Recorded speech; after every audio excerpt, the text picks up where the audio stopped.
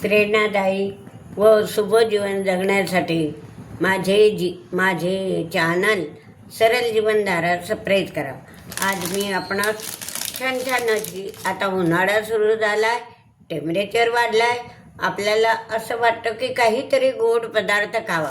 म्हणून मी आज तुम्हाला काय करून दाखवणार आहे. गहू दालिया बारीक गहू दालियाची मी तुम्हाला अशी गोड खीर करून दाखवणार आहे. कारण जसं थोडं टेम्परेचर वाढलं, उन्हाळ्यासारखं वाटलं की आपल्याला गोडसुद्धा खावंसं वाटतं.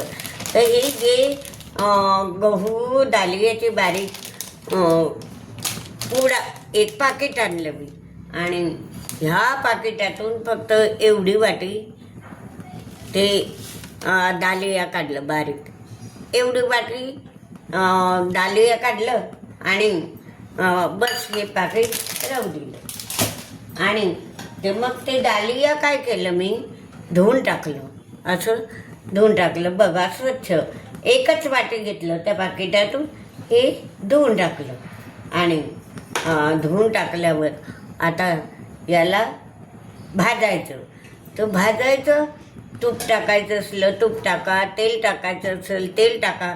तर याला भाजण्याकरता आता मी काय करणार आहे, याला भाजण्याकरता मी तूप टाकणार आहे. तेल टाका, तूप टाका, ज्याच्याजवळ गॅस पेटवला.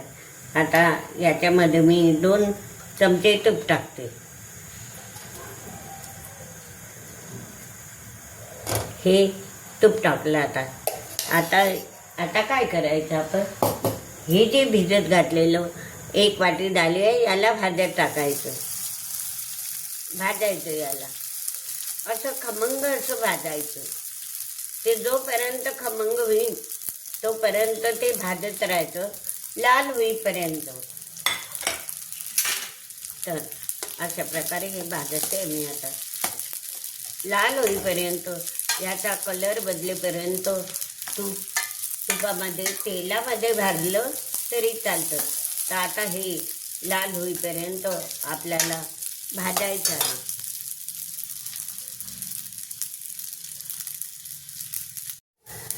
बघा आता याला भाजायला सुद्धा 5 मिनिट लागले. तुपामध्ये भाजला, बघा कसा लाल झाला, अगदी जाळला नाही, काही नाही, लाल जर्द झाला. आणि आपण ह्या 1 वाटी दालिया घेतला होता. तर आता याला 4 वाट्या पाणी टाकायचं शिजायला. हे बघा किती लाल झाला आहे, जळाला नाही, काही नाही. वाससुद्धा खमंग येतो आहे, तुपात भाजला आहे, तेलात भाजला तरी चालतो. तर अशा प्रकारे हा असा लाल जर्द झाला आहे 5 मिनिटात. आणि हे 1 वाटी दालियाला 4 वाट्या पाणी, आणि ते पाणीसुद्धा मी उकडून घेतलं की लवकर होईल म्हणून. आता मी गॅस बंद करते, पाण्याला उकळी आली आहे. बघा हा गॅस बंद, पाण्याला उकळी आली आहे. आता हे पाणी सोडते. बघा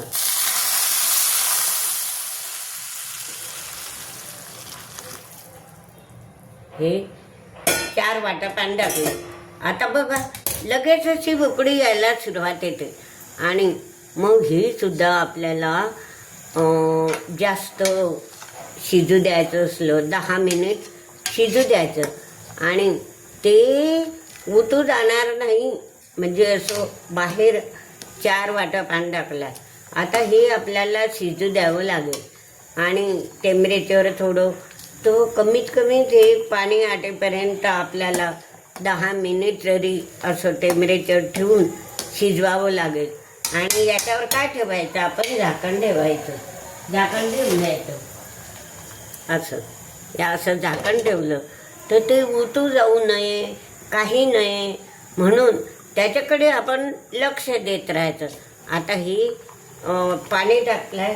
आता याच्यामध्ये हे थोडं काजू बदाम टाकते. 4 काजू घेतले, 4 बदाम घेतले, ते पण याच्यामध्ये शिजवायचे. काजूच्या ऐवजी, बदामच्या ऐवजी आपण खोबरं टाकलं तुकडे करून तरी चालतं. आणि हे जे वेलचीची पूड आहे हे पण थोडे टाकायचे. म्हणजे वास येतो चांगला खमंग. वेलचीची पूड टाकायची, वास खमंग येतो. आणि मग हे साखर जे आहे ते नंतर टाकायची, थोडं शिजू द्यायचं, मग नंतर टाकायची. साखर टाकली म्हणजे ते शिजत नाही. आणि तसंच काय करायचं, दूध पण मी गरम करून ठेवलं, म्हशीच्या दुधाला गरम करून ठेवलं. अशा प्रकारे दूध पण याच्यात सोडायचं. दूध हे शिजू द्यायचं, नंतर दूध टाकू. दूध पण मी टाकून ठेवलं आहे. आता मी हे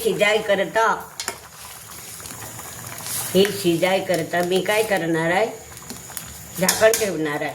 टेम्परेचर मीडियम ठेवणार आहे. उतू जाणार नाही याची काळजी पण घ्यायला पाहिजे की उतू जायला नको. टेम्परेचर कमी करते, बघा टेम्परेचर कमी आहे. आता शिजू द्यायचं 10 मिनिट.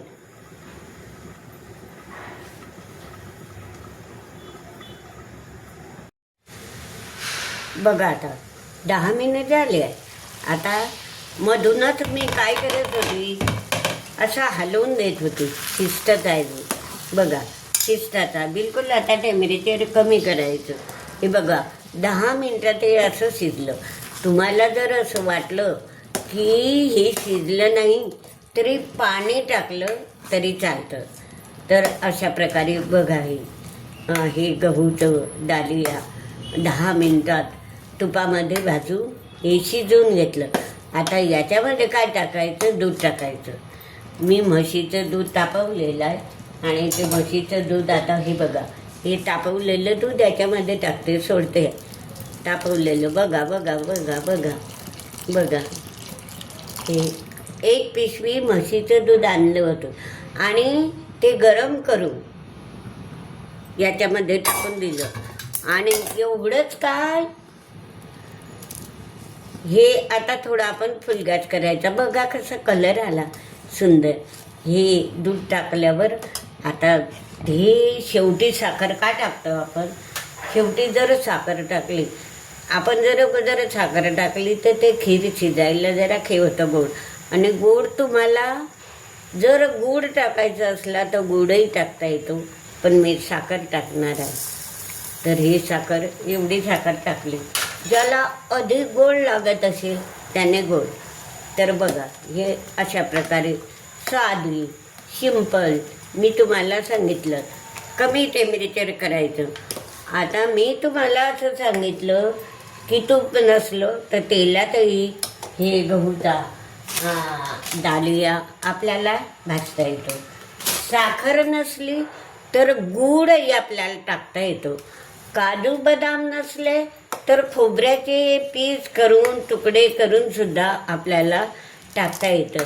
आणि बघा अशी खमंग खीर आपली तयार होते आणि झटपट होते आणि आपल्या खाणाऱ्याला सुद्धा अशी चविष्ट लागते, पौष्टिक असते. बघा आता याला आपण उकळी घेऊ देऊ, थोडा गॅस फुल करू. मग खायला इतकी चव लागते. काजू आहे, वेलची आहे, वास पण सुंदर येतो आहे, पौष्टिक आहे. आणि अशा प्रकारे अगदी साधी सिंपल दूध टाकून केलेली गहू दालियाची खीर मी आपल्याला करून दाखवली. आता ही बघा, याला उकळी येऊ देते. उकळी आली की मग हे आपण वाटीमध्ये घ्यायचं.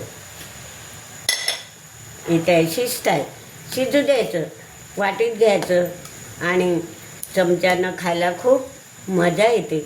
आता टेम्परेचर वाढताय असं वाटलं मला की गोड करावं काही, म्हणून तुमच्या पुढे मी ही गहू दालियाची खीर रेसिपी करून दाखवली आहे.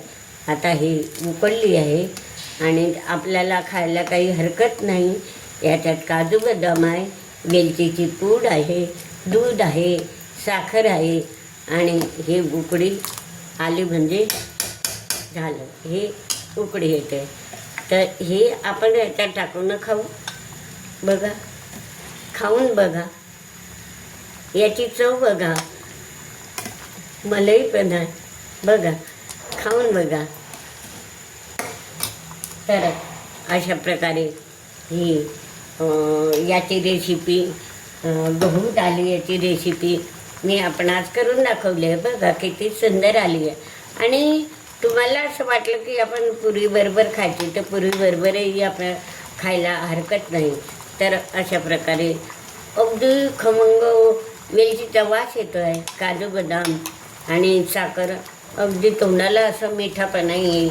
आणि म्हणून ही रेसिपी मला तुम्हाला करून दाखवायची वाटली म्हणा. आता मी गॅस बंद करते. ती शिजली आहे. बंद गॅस.